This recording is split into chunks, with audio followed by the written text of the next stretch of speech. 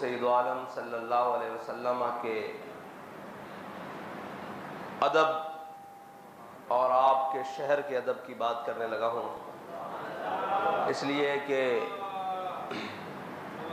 پوری دنیا میں ہم نے تو اپنی آنکھوں سے ایک شخص ہی دیکھا ہے جس نے سارے ادبوں کو چھوڑ کے حضور کا ادب بتایا ہے، اور حضور کے ساتھ جو چیزیں منسلک ہیں ان کا ادب بتایا ہے۔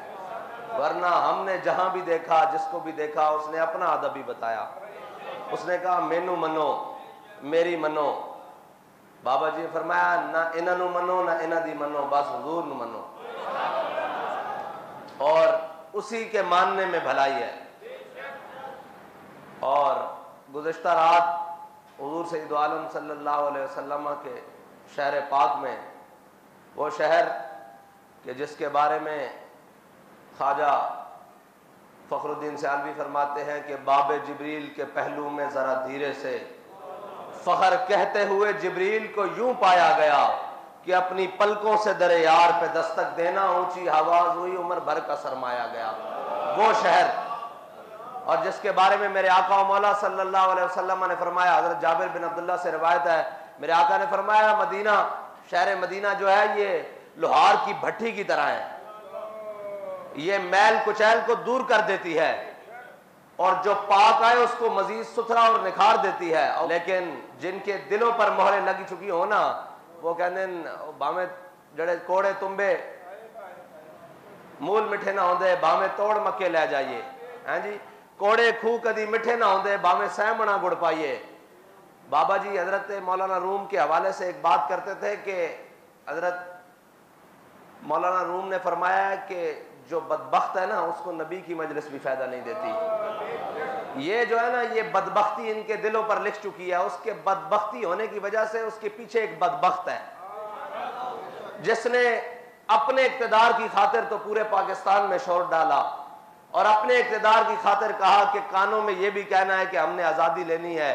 یہ تو بات کی بات ہے نا کہ آزادی کس سے لینی ہے، لیکن ساری باتیں بتائیں لیکن حضور کا ادب نہیں بتایا، اس لیے وہ بے ادب بن کر وہاں پھر رہے ہیں حضور کے دربار میں، جہاں پر ادب گاہے زیر آسماں از عرش نازک تر۔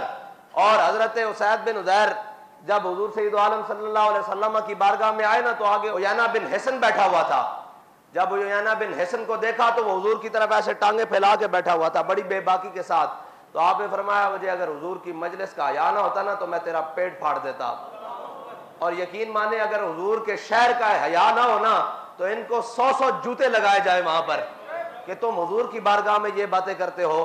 لیکن ایک بات ہے کہ جنہوں نے باتیں کی وہ بھی بدبخت۔ پتہ ہے نا، امام حسین کا بدلہ لینے والا مختار سقفی تھا، جب بدلہ مکمل ہو گیا نا تو اس نے بھی لعنت اپنے گلے لے لی۔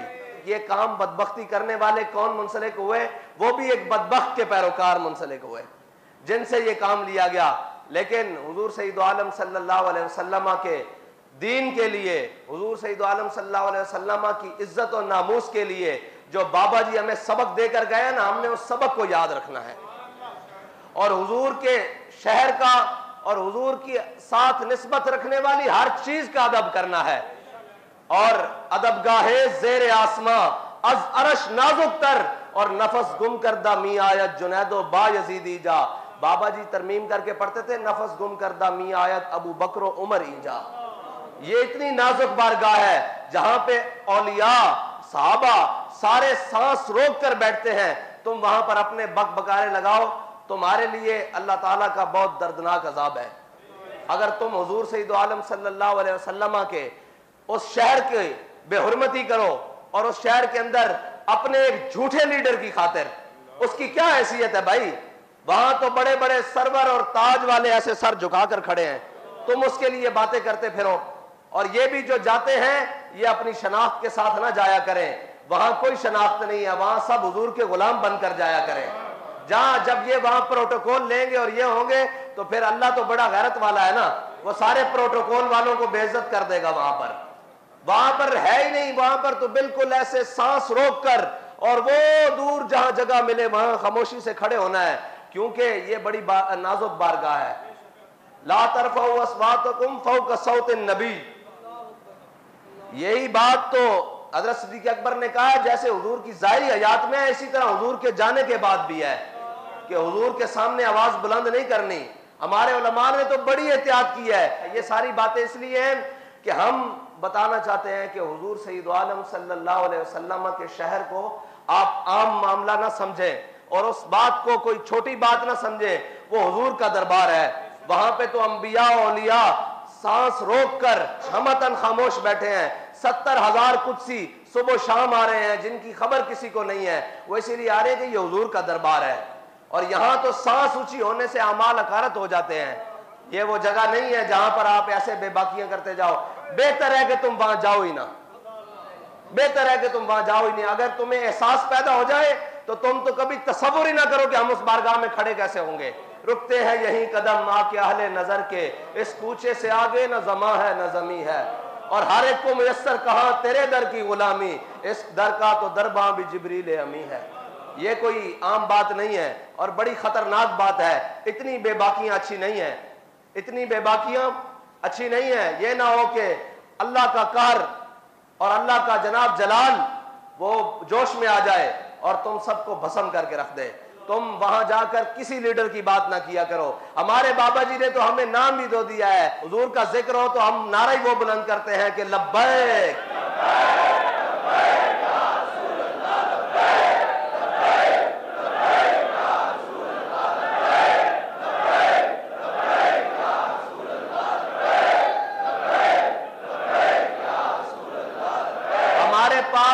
نعرہ اور اعلامیہ اور بیانیہ ہی وہ ہے جس میں ذاتی تشخص ہے ہی نہیں, جس میں ذاتی شخصیت ہے ہی نہیں. وہ حضور کی بارگاہ میں لگایا جائے تو حضور بھی خوش ہوں گے.